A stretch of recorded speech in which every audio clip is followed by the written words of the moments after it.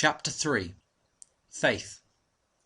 Visualization of and belief in attainment of desire. The second step toward riches. Faith is the head chemist of the mind. When faith is blended with the vibration of thought, the subconscious mind instantly picks up the vibration, translates it into its spiritual equivalent, and transmits it to infinite intelligence, as in the case of prayer. The emotions of faith, love, and sex are the most powerful of all the major positive emotions. When the three are blended, they have the effect of colouring the vibration of thought in such a way that it instantly reaches the subconscious mind, where it is changed into its spiritual equivalent. The only form that induces a response from infinite intelligence. Love and faith are psychic, related to the spiritual side of man. Sex is purely biological, and related only to the physical.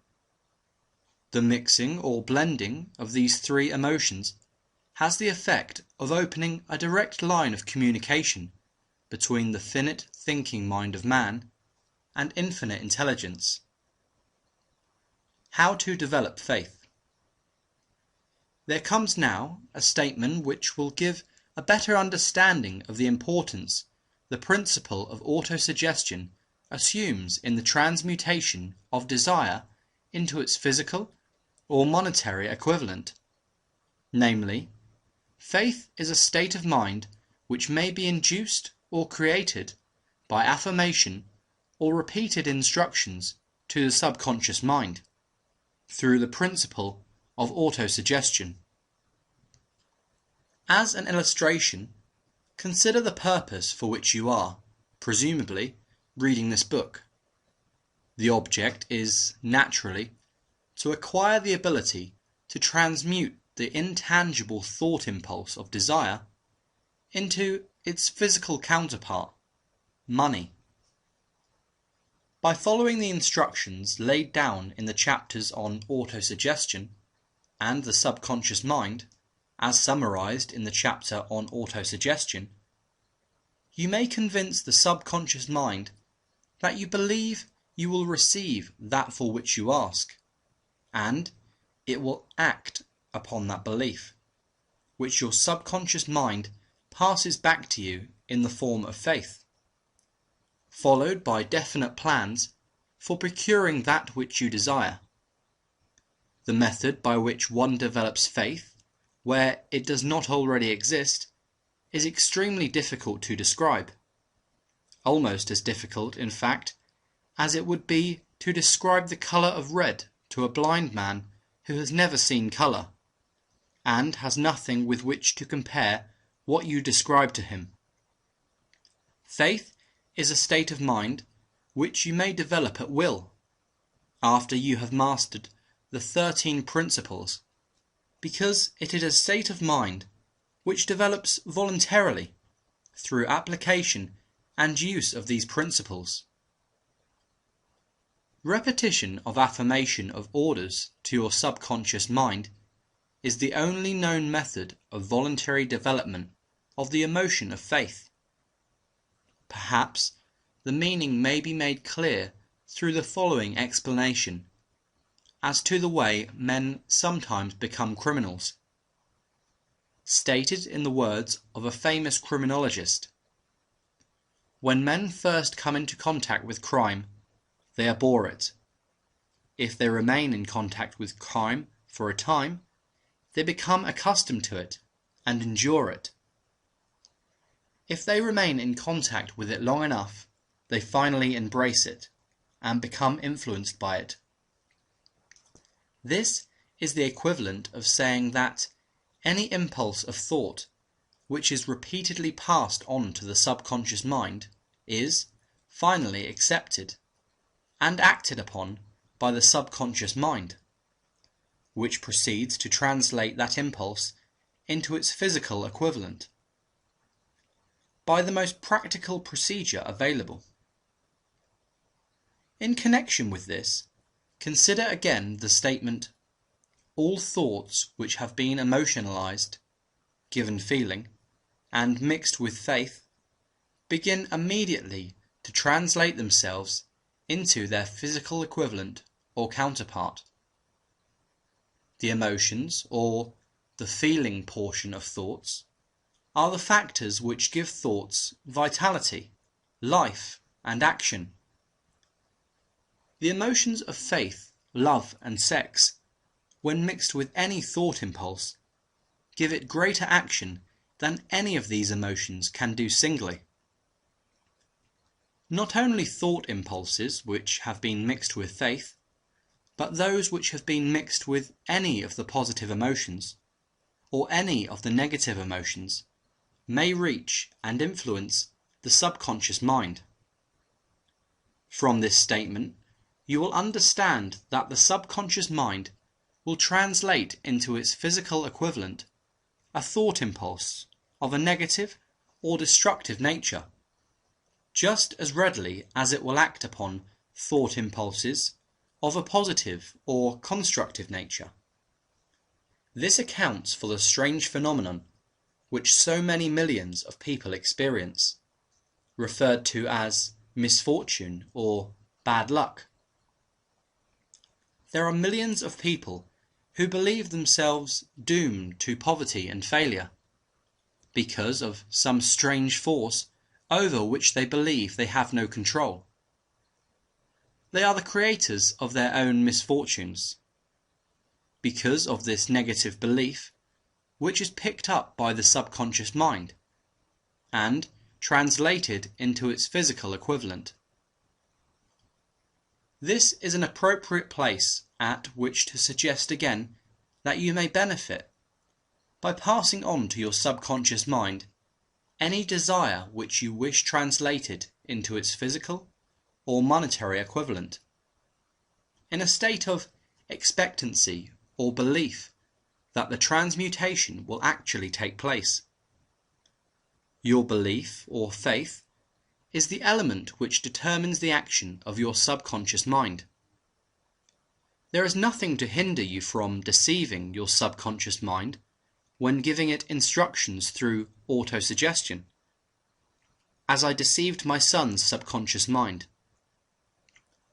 To make this deceit more realistic, conduct yourself just as you would if you were already in possession of the material thing which you are demanding, when you call upon your subconscious mind.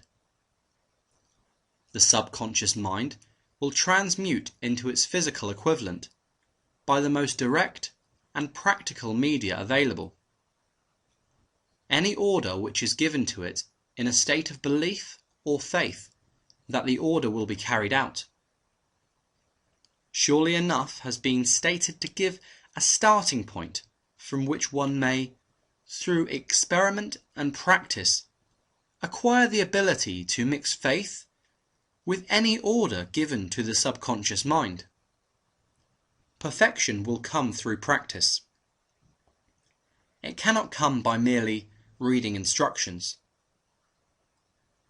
If it be true that one may become a criminal by association with crime, and this is a known fact, it is equally true that one may develop faith by voluntarily suggesting to the subconscious mind that one has faith. The mind comes finally to take on the nature of the influences which dominate it. Understand this truth, and you will know why it is essential for you to encourage the positive emotions as dominating forces of your mind, and discourage and eliminate negative emotions. A mind dominated by positive emotions becomes a favourable abode for the state of mind known as faith. A mind so dominated may at will give the subconscious mind instructions, which it will accept and act upon immediately. Faith is a state of mind which may be induced by autosuggestion. All down the ages, the religionists have admonished struggling humanity to have faith in this, that, and the other dogma or creed.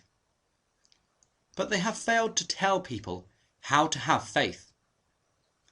They have not stated that faith is a state of mind, and that it may be induced by self-suggestion.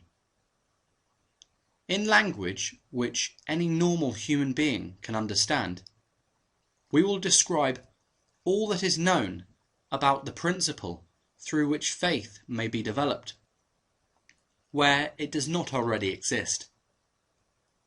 Have faith in yourself, faith in the infinite. Before we begin, you should be reminded again that faith is the external elixir which gives life, power, and action to the impulse of thought. The foregoing sentence is worth reading a second time, a third, and a fourth. It is worth reading aloud. Faith is the starting point of all accumulation of riches. Faith is the basis of all miracles and all mysteries which cannot be analysed by the rules of science. Faith is the only known antidote for failure. Faith is the element, the chemical, which, when mixed with prayer, gives one direct communication with infinite intelligence. Faith is the element which transforms the ordinary vibration of thought created by the finite mind of man into the spiritual equivalent. Faith is the only agency through which the cosmic force of infinite intelligence can be harnessed and used by man. Every one of the foregoing statements is capable of proof. The proof is simple and easily demonstrated. It is wrapped up in the principle of autosuggestion. Let us centre our attention, therefore, upon the subject of self-suggestion, and find out what it is, and what it is capable of achieving. It is a well-known fact that one comes, finally, to believe whatever one repeats to oneself, whether the statement be true or false. If a man repeats a lie over and over, he will eventually accept the lie as truth. Moreover, he will believe it to be the truth.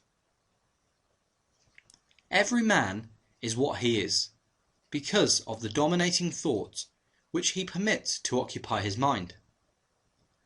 Thoughts which a man deliberately places in his own mind, and encourages with sympathy, and with which he mixes any one or more of the emotions, constitute the motivating forces which direct and control his every movement, act, and deed. Comes now a very significant statement of truth. Thoughts which are mixed with any of the feelings of emotions constitute a magnetic force which attracts from the vibrations of the ether other similar or related thoughts. A thought thus magnetized with emotion may be compared to a seed which, when planted in fertile soil, germinates, grows, and multiplies itself over and over again, until that which was originally one small seed becomes countless millions of seeds of the same brand. The ether is a great cosmic mass of eternal forces of vibration. It is made up of both destructive vibrations and constructive vibrations. It carries at all times vibrations of fear, poverty, disease, failure, misery, and vibrations of prosperity, health, success, and happiness, just as surely as it carries the sound of hundreds of orchestrations of music and hundreds of human voices, all of which maintain their own individuality and means of identification through the medium of radio. From the great storehouse of the ether, the human mind is constantly attracting vibrations which harmonize with that which dominates the human mind. Any thought, idea, plan or purpose which one holds in one's mind attracts, from the vibrations of the ether, a host of its relatives, adds these relatives to its own force, and grows until it becomes the dominating, motivating master of the individual in whose mind it has been housed. Now, let us go back to the starting point and become informed as to how the original seed of an idea, plan or purpose may be planted in the mind. The information is easily conveyed. Any idea, plan or purpose may be placed in the mind through repetition of thought. This is why you are asked to write out a statement of your major purpose, or definite chief aim. Commit it to memory and repeat it in audible words day after day, until these vibrations of sound have reached your subconscious mind. We are what we are because of the vibrations of thought which we pick up and register through the stimuli of our daily environment. Resolve to throw off the influences of any unfortunate environments, and to build your own life to order. Taking inventory of mental assets and liabilities, you will discover that your greatest weakness is lack of self-confidence. This handicap can be surmounted, and timidity translated into courage, through the aid of the principle of autosuggestion. The application of this principle may be made through a simple arrangement of positive thought impulses, stated in writing, memorized and repeated, until they become a part of the working equipment of the subconscious faculty of your mind. Self-confidence formula. First, I know that I have the ability to achieve the object of my definite purpose in life. Therefore, I demand of myself persistent, continuous action toward its attainment, and I here and now promise to render such action.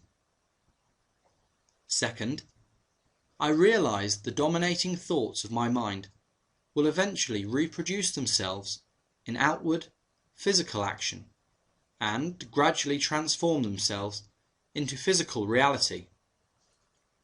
Therefore, I will concentrate my thoughts for 30 minutes daily upon the task of thinking of the person I intend to become, thereby creating in my mind a clear mental picture of that person.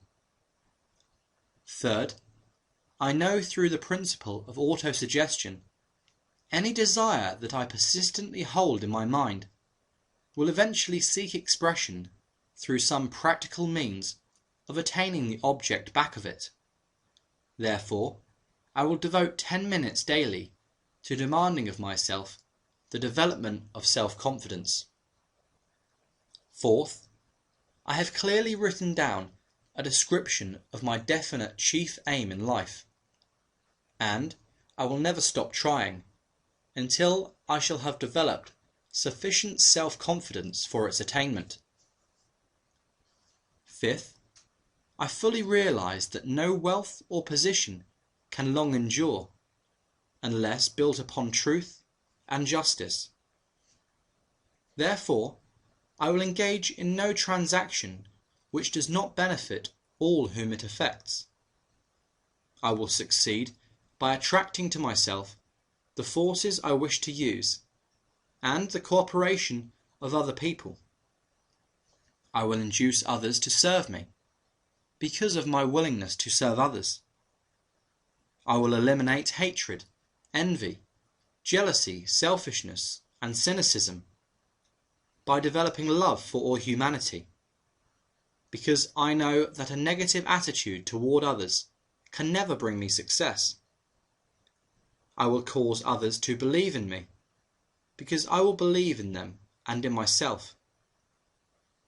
I will sign my name to this formula, commit it to memory, and repeat it aloud once a day, with full faith that it will gradually influence my thoughts and actions, so that I will become a self-reliant and successful person. Back of this formula is a law of nature which no man has yet been able to explain.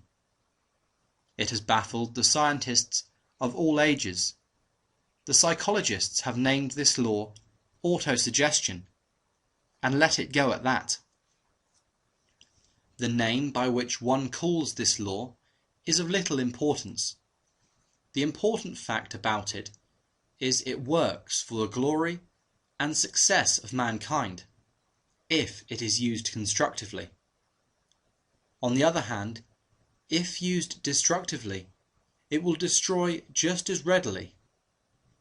In this statement may be found a very significant truth, namely, that those who go down in defeat and end their lives in poverty, misery and distress do so because of negative application of the principle of autosuggestion. The cause may be found in the fact that all impulses of thought have a tendency to clothe themselves in their physical equivalent. The subconscious mind, the chemical laboratory in which all thought impulses are combined and made ready for translation into physical reality, makes no distinction between constructive and destructive thought impulses. It works with the material we feed it, through our thought impulses. The subconscious mind will translate into reality a thought driven by fear, just as readily as it will translate into reality a thought driven by courage or faith. The pages of medical history are rich with illustrations of cases of suggestive suicide. A man may commit suicide through negative suggestion, just as effectively as by any other means. In a Midwestern city, a man by the name of Joseph Grant, a bank official, borrowed a large sum of the bank's money without the consent of the directors. He lost the money through gambling. One afternoon, the bank examiner came and began to check the accounts. Grant left the bank, took a room in a local hotel, and when they found him 3 days later, he was lying in bed, wailing and moaning, repeating over and over these words: "My God, this will kill me. I cannot stand the disgrace." In a short time he was dead. The doctors pronounced the case one of mental suicide. Just as electricity will turn the wheels of industry and render useful service if used constructively, or snuff out life if wrongly used, so will the law of autosuggestion lead you to peace and prosperity, or down into the valley of misery, failure and death, according to your degree of understanding and application of it.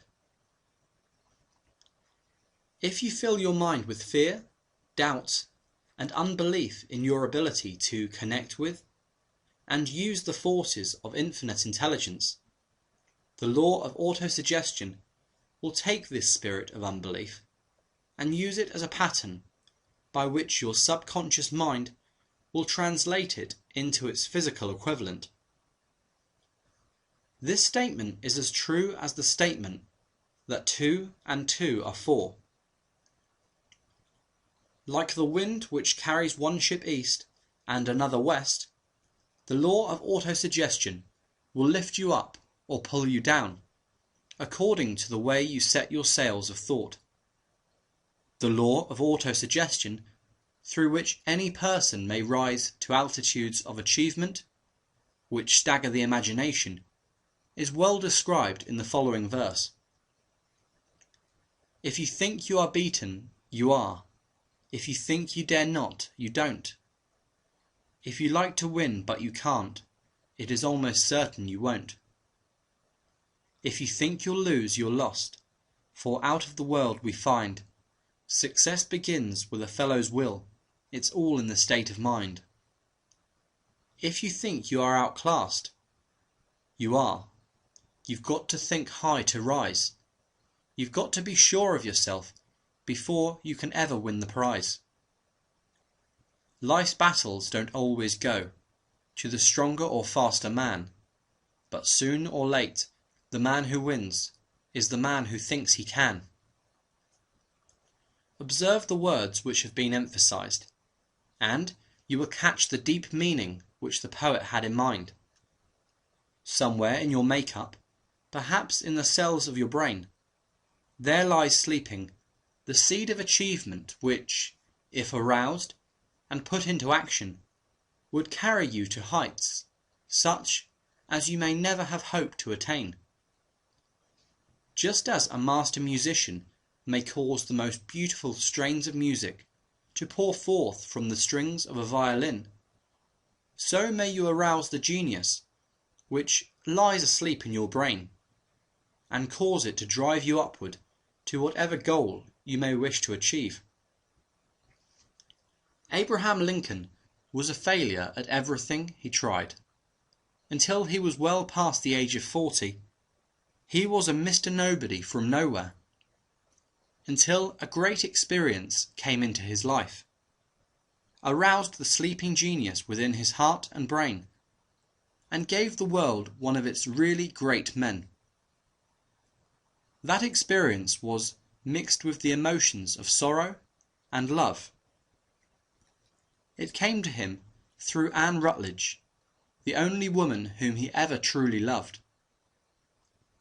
It is a known fact that the emotion of love is closely akin to the state of mind known as faith, and this for the reason that love comes very near to translating one's thought impulses into their spiritual equivalent. During his work of research, the author discovered from the analysis of the life work and achievements of hundreds of men of outstanding accomplishment that there was the influence of a woman's love back of nearly every one of them. The emotion of love in the human heart and brain creates a favourable field of magnetic attraction, which causes an influx of the higher and finer vibrations which are afloat in the ether. If you wish evidence of the power of faith, study the achievements of men and women who have employed it. At the head of the list comes the Nazarene. Christianity is the greatest single force which influences the minds of men. The basis of Christianity is faith. No matter how many people may have perverted or misinterpreted the meaning of this great force, and no matter how many dogmas and creeds have been created in its name, which do not reflect its tenets, the sum and substance of the teachings and the achievements of Christ, which may have been interpreted as miracles, were nothing more nor less than faith. If there are any such phenomena as miracles, they are produced only through the state of mind known as faith. Some teachers of religion, and many who call themselves Christians, neither understand nor practice faith. Let us consider the power of faith as it is now being demonstrated by a man who is well known to all of civilization, Mahatma Gandhi of India. In this man, the world has one of the most astounding examples known to civilization of the possibilities of faith. Gandhi wields more potential power than any man living at this time, and this despite the fact that he has none of the orthodox tools of power, such as money, battleships, soldiers, and materials of warfare. Gandhi has no money. He has no home. He does not own a suit of clothes. but he does have power. How does he come by that power? He created it out of his understanding of the principle of faith, and through his ability to transplant that faith into the minds of 200 million people. Gandhi has accomplished, through the influence of faith, that which the strongest military power on earth could not, and never will accomplish through soldiers and military equipment. He has accomplished the astounding feat of influencing 200 million minds to coalesce and move in unison as a single mind. What other force on earth, except faith, could do as much? There will come a day when employees as well as employers will discover the possibilities of faith. That day is dawning. The whole world has had ample opportunity during the recent business depression to witness what the lack of faith will do to business. Surely, civilization has produced a sufficient number of intelligent human beings to make use of this great lesson which the depression has taught the world. During this depression, the world had evidence in abundance that widespread fear will paralyze the wheels of industry and business.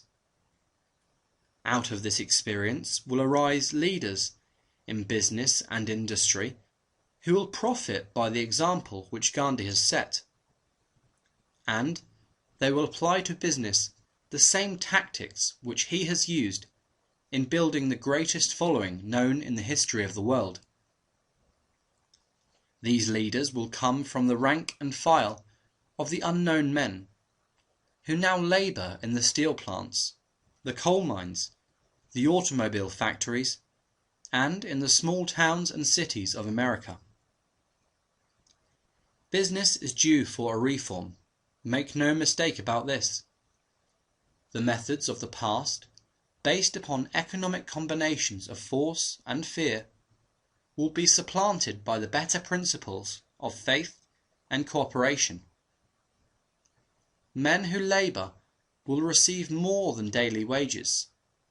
They will receive dividends from the business, the same as those who supply the capital for business. But first they must give more to their employers, and stop this bickering and bargaining by force at the expense of the public. They must earn the right to dividends. Moreover, and this is the most important thing of all, they will be led by leaders who will understand and apply the principles employed by Mahatma Gandhi. Only in this way may leaders get from their followers the spirit of full cooperation, which constitutes power in its highest and most enduring form. This stupendous machine age in which we live, and from which we are just emerging, has taken the soul out of men. Its leaders have driven men as though they were pieces of cold machinery. They were forced to do so by the employees who have bargained, at the expense of all concerned, to get and not to give. The watchword of the future will be human happiness and contentment. And, when this state of mind shall have been attained, the production will take care of itself, more effectively than anything that has ever been accomplished, where men did not and could not mix faith and individual interest with their labour. Because of the need for faith and cooperation in operating business and industry, it will be both interesting and profitable to analyse an event which provides an excellent understanding of the method by which industrialists and businessmen accumulate great fortunes, by giving before they try to get. The event chosen for this illustration dates back to 1900, when the United States Steel Corporation was being formed. As you read the story, Keep in mind these fundamental facts and you will understand how ideas have been converted into huge fortunes. First, the huge United States Steel Corporation was born in the mind of Charles M. Schwab in the form of an idea he created through his imagination. Second, he mixed faith with his idea. Third, he formulated a plan for the transformation of his idea into physical and financial reality. Fourth, he put his plan into action with his famous speech at the University Club. Fifth, he applied and followed through on his plan with persistence, and backed it with firm decision until it had been fully carried out. Sixth, he prepared the way for success by a burning desire for success. If you are one of those who have often wondered how great fortunes are accumulated, this story of the creation of the United States Steel Corporation will be enlightening. If you have any doubt that men can think and grow rich, this story should dispel that doubt, because you can plainly see in the story of the United States Steel the application of a major portion of the 13 principles described in this book. This astounding description of the power of an idea was dramatically told by John Lowell in the New York World Telegram, with whose courtesy it is here reprinted. A pretty after-dinner speech for $1 billion. When, on the evening of December 12, 1900, some 80 of the nation's financial nobility gathered in the banquet hall of the University Club on Fifth Avenue to do honour to a young man from out of the West, not half a dozen of the guests realized they were to witness the most significant episode in the American industrial history. J. Edward Simmons and Charles Stewart Smith, their hearts full of gratitude for the lavish hospitality bestowed on them by Charles M. Schwab during a recent visit to Pittsburgh, had arranged the dinner to introduce the 38-year-old steel man to Eastern banking society, but they didn't expect him to stampede the convention.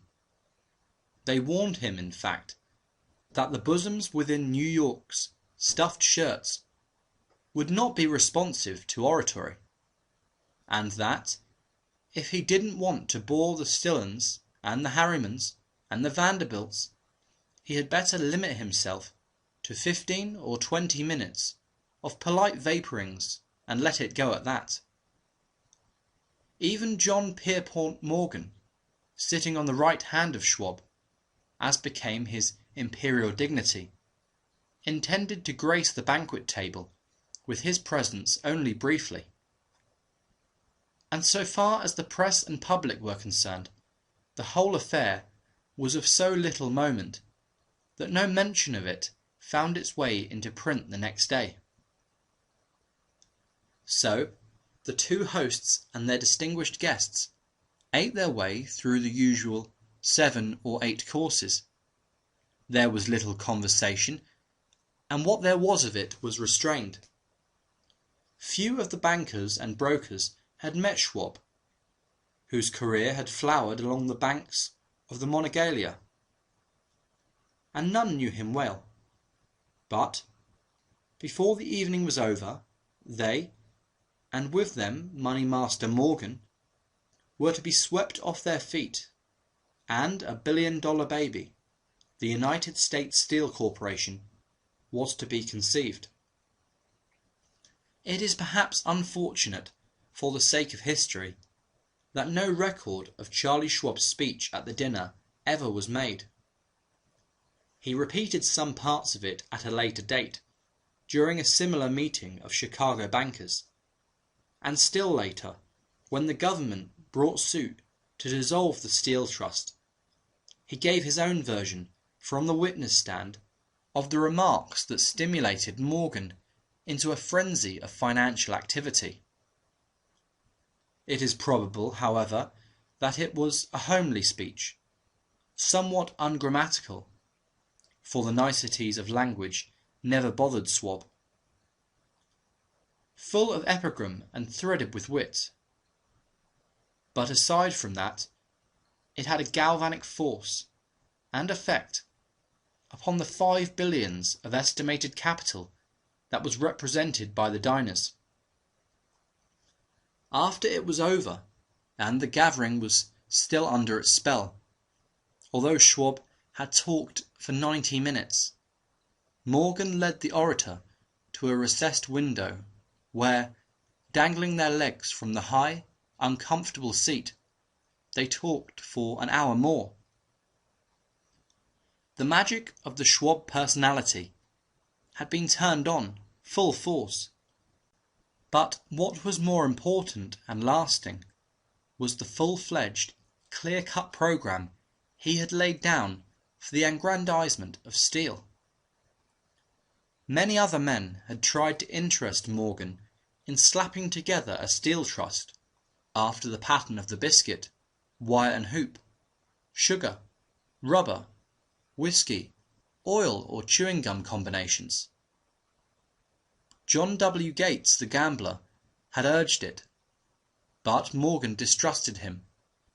The Moore boys, Bill and Jim, Chicago stock jobbers, who had glued together a match trust and a cracker corporation, had urged it and failed. Elbert H. Gary, the sanctimonious country lawyer, wanted to foster it, but he wasn't big enough to impress. Until Schwab's eloquence took J.P. Morgan to the heights from which he could visualize the solid results of the most daring financial undertaking ever conceived. The project was regarded as a delirious dream of easy money crackpots.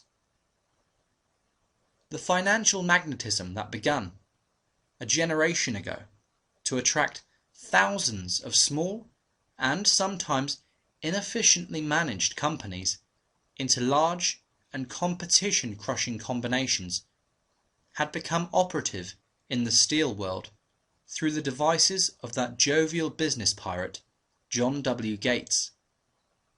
Gates already had formed the American Steel and Wire Company out of a chain of small concerns, and together with Morgan had created the Federal Steel Company.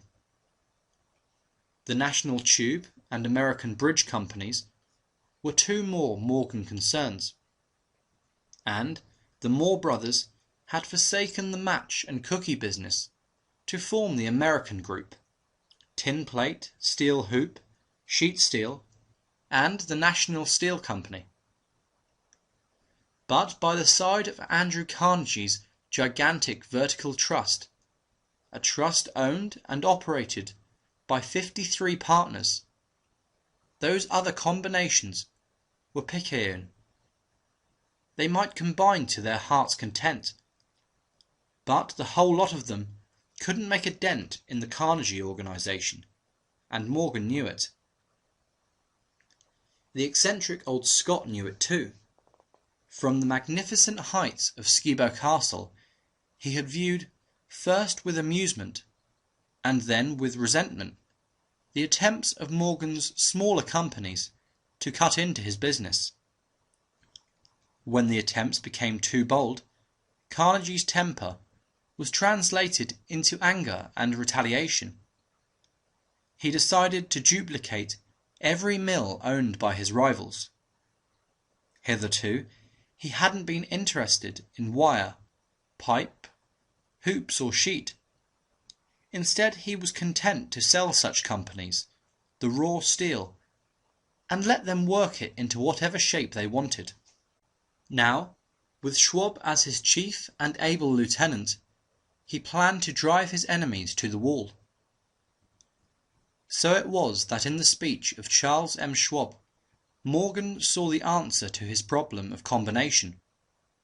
A trust without Carnegie, giant of them all, would be no trust at all, a plum pudding, as one writer said, without the plums. Schwab's speech on the night of December 12, 1900, undoubtedly carried the inference, though not the pledge, that the vast Carnegie enterprise could be brought under the Morgan tent. He talked of the world future for steel, of reorganization for efficiency, of specialization, of the scrapping of unsuccessful mills, and concentration of effort on the flourishing properties, of economies in the ore traffic, of economies in overhead and administrative departments, of capturing foreign markets. More than that, he told the buccaneers among them wherein lay the errors of their customary piracy. Their purposes, he inferred, bad been to create monopolies, raise prices, and pay themselves fat dividends out of privilege. Schwab condemned the system in his heartiest manner. The short-sightedness of such a policy, he told his hearers, lay in the fact that it restricted the market in an era when everything cried for expansion. By cheapening the cost of steel, he argued, an ever-expanding market would be created. More uses for steel would be devised, and a goodly portion of the world trade could be captured. Actually, though he did not know it, Schwab was an apostle of modern mass production. So the dinner at the University Club came to an end. Morgan went home to think about Schwab's rosy predictions. Schwab went back to Pittsburgh to run the steel business for Andrew Carnegie, while Gary and the rest went back to their stock tickers to fiddle around in anticipation of the next move. It was not long coming. It took Morgan about 1 week to digest the feast of reason Schwab had placed before him. When he had assured himself that no financial indigestion was to result, he sent for Schwab, and found that young man rather coy. Mr. Carnegie, Schwab indicated, might not like it if he found his trusted company president had been flirting with the Emperor of Wall Street, the street upon which Carnegie was resolved never to tread. Then it was suggested by John W. Gates, the go-between, that if Schwab happened to be in the Bellevue Hotel in Philadelphia, J.P. Morgan might also happen to be there. When Schwab arrived, however, Morgan was inconveniently ill at his New York home. And so, on the elder man's pressing invitation, Schwab went to the New York and presented himself at the door of the financier's library. Now, certain economic historians have professed the belief that from the beginning to the end of the drama, the stage was set by Andrew Carnegie, that the dinner to Schwab, the famous speech, the Sunday night conference between Schwab and the Money King were events arranged by the canny Scot. The truth is exactly the opposite.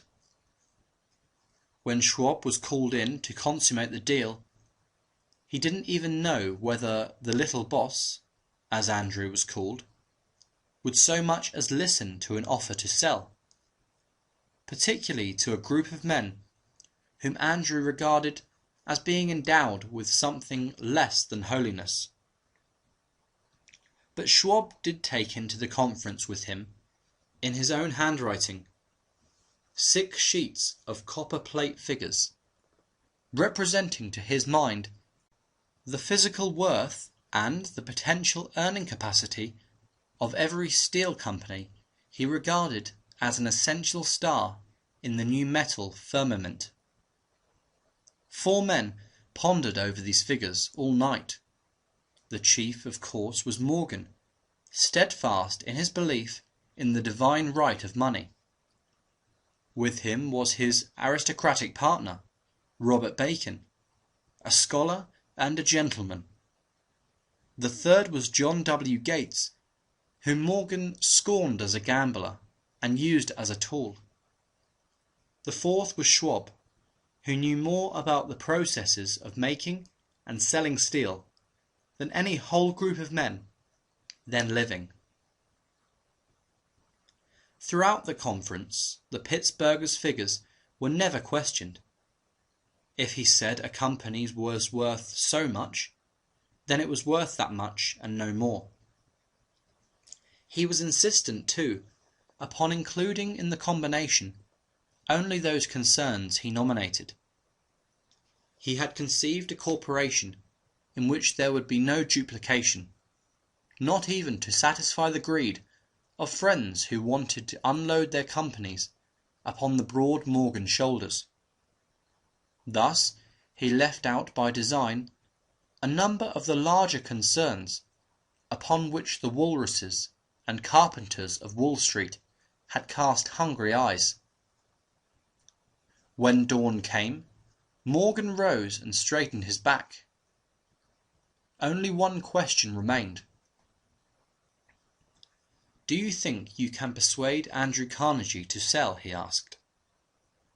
"I can try," said Schwab. "If you can get him to sell, I will undertake the matter," said Morgan. So far, so good. But would Carnegie sell? How much would he demand? Schwab thought about $320 million. What would he take payment in? Common or preferred stocks? Bonds? Cash? Nobody could raise $350 million in cash. There was a golf game in January on the frost-cracking heath of the St. Andrew's Links in Westchester, with Andrew bundled up in sweaters against the cold, and Charlie talking voluble as usual, to keep his spirits up. But no word of business was mentioned until the pair sat down in the cosy warmth of the Carnegie cottage hard by. Then, with the same persuasiveness that had hypnotized 80 millionaires at the University Club, Schwab poured out the glittering promises of retirement and comfort, of untold millions to satisfy the old man's social caprices. Carnegie capitulated, wrote a figure on a slip of paper, handed it to Schwab, and said, "All right, that's what we'll sell for." The figure was approximately $400 million, and was reached by taking the $320 million mentioned by Schwab as a basic figure and adding to it $80 million to represent the increased capital value over the previous 2 years. Later, on the deck of a transatlantic liner, the Scotsman said ruefully to Morgan, "I wish I had asked you for $100 million more." "If you had asked for it, you'd have gotten it," Morgan told him cheerfully. There was an uproar, of course. A British correspondent cabled that the foreign steel world was appalled by the gigantic combination. President Hadley of Yale declared that, unless trusts were regulated, the country might expect an emperor in Washington within the next 25 years. But that able stock manipulator, Keene, went at his work of shoving the new stock at the public so vigorously that all the excess water, estimated by some at nearly $600 million, was absorbed in a twinkling. So Carnegie had his millions, and the Morgan Syndicate had $62 million for all its trouble, and all the boys from Gates to Gary had their millions. The 38-year-old Schwab had his reward, He was made president of the new corporation and remained in control until 1930. The dramatic story of big business, which you have just finished, was included in this book because it is a perfect illustration of the method by which desire can be transmuted into its physical equivalent. I imagine some readers will question the statement that a mere intangible desire can be converted into its physical equivalent. Doubtless some will say, you cannot convert nothing into something. The answer is in the story of United States Steel. That giant organization was created in the mind of one man. The plan by which the organization was provided with the steel mills that gave it financial stability was created in the mind of the same man. His faith, his desire, his imagination, his persistence were the real ingredients that went into the United States Steel. The steel mills and mechanical equipment acquired by the corporation after it had been brought into legal existence were incidental. But careful analysis will disclose the fact that the appraised value of the properties acquired by the corporation increased in value by an estimated $600 million by the mere transaction which consolidated them under one management. In other words, Charles M. Schwab's idea, plus the faith with which he conveyed it to the minds of J.P. Morgan and the others, was marketed for a profit of approximately $600 million. Not an insignificant sum for a single idea. What happened to some of the men who took their share of the millions of dollars of profit made by this transaction is a matter with which we are not now concerned. The important feature of the astounding achievement is that it serves as unquestionable evidence of the soundness of the philosophy described in this book, because the philosophy was the warp and the woof of the entire transaction. Moreover, the practicability of the philosophy has been established by the fact that the United States Steel Corporation prospered and became one of the richest and most powerful corporations in America, employing thousands of people, developing new uses for steel, and opening new markets, thus proving that the $600 million in profit which the Schwab idea produced was earned. Riches begin in the form of thought. The amount is limited only by the person in whose mind the thought is put into motion. Faith removes limitations. Remember this when you are ready to bargain with life for whatever it is that you ask as your price for having passed this way. Remember also that the man who created the United States Steel Corporation was practically unknown at that time. He was merely Andrew Carnegie's Man Friday until he gave birth to his famous idea. After that, he quickly rose to a position of power, fame, and riches. There are no limitations to the mind except those we acknowledge. Both poverty and riches are the offspring of thought.